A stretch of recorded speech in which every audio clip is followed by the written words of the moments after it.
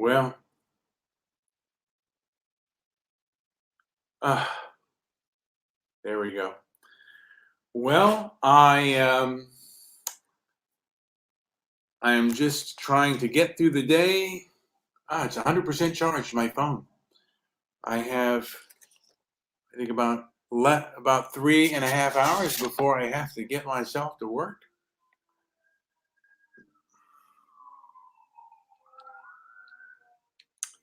And I'm going to charge this phone right here. Bear with me, guys, while I do that.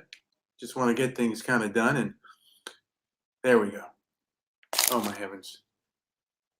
Let me just cancel this, cancel that. All right, so I had a dream yesterday about my family. And, in my dream, when I dream of my parents, they are absolutely still alive. And it was basically a dream about respect and the fact that I did not feel respected. And I thought about it, and I'm not going to get into my personal life, but there were times when I felt that my parents could have respected me more. But certainly as an adult, I could have handled it in a better way. But when you're young, you're filled with a. When I was young, I was filled with too much emotion and anger and ego to uh, to see things from anybody else's perspective beyond my own pain. And now I certainly miss them, but I certainly wish they had certain forms of insight, particularly my father. He was uh, he was only kind of insightful on his last days uh, about how the rest of the world should perhaps perceive him. The rest of the time, it was all about his wants and his needs, and not how to go about them, and you know about other people and navigating through the world. And perhaps I am I'm the same type of person. Uh, Perhaps I can't see beyond my own nose. I feel self righteous too. All of those feelings go through me, anger and bitterness and all the rest. And boy, do I waste quite a bit of time on nonsense. You know, looking at YouTube videos, you go down a black hole, and man, it's almost like you never get out. And that's one of the things I'm going to try to do today is overcome my procrastination, doing the things I don't want to do, and doing the things that I should be doing uh, to get things done and be more productive. Because I owe it to those who came before me to do my best, and those that I meet in the potential future to put my best foot forward. And I have all the opportunity to do that. I'm very lucky and very blessed in that way.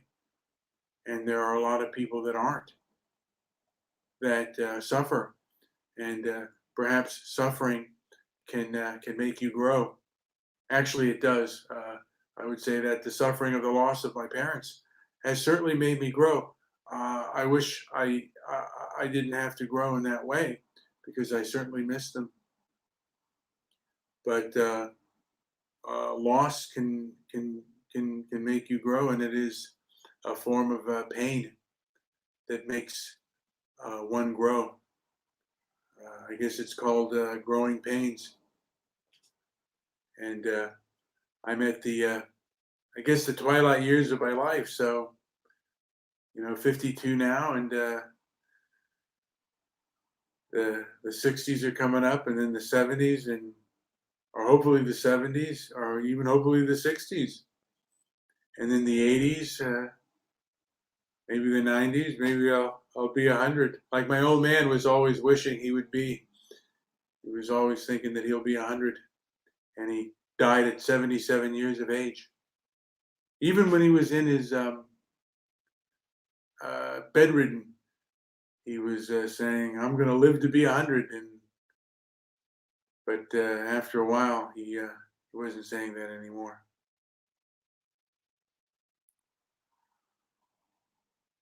Because I think reality had kind of kicked in. And sometimes reality can be very grim. And we want to, one wants to have a fantasy life. I wonder how many people,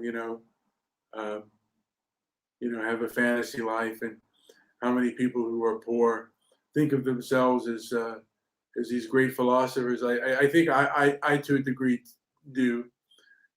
And I think I may have some insight, but I think everybody has a little bit of insight and intelligence in this world. So I'm really no better than anybody else. And when I die, probably, I think the only one that will remember me, deeply is probably my brother. And then, maybe my nephew and others may remember me for a while, but after 100 years, no one will remember who I am. And definitely after, 150 years, people won't necessarily remember who you are. I wonder how many people know who John Wayne is. If you ask them today, how many millennials know who John Wayne is, and how many, what do they call it, Generation Z or whatever, know who John Wayne is, and now he's defamed as a person, as a human being. There's a book about him, and what I've read about him is he's far more complex than people let him out to be, and it's kind of unfortunate. But for me, I just want to do better at overcoming procrastination and remind myself that perfection is the enemy of progress, and really strive to get things done to the best of my ability. And I haven't been doing that, and that's just for me. And hopefully, the few people,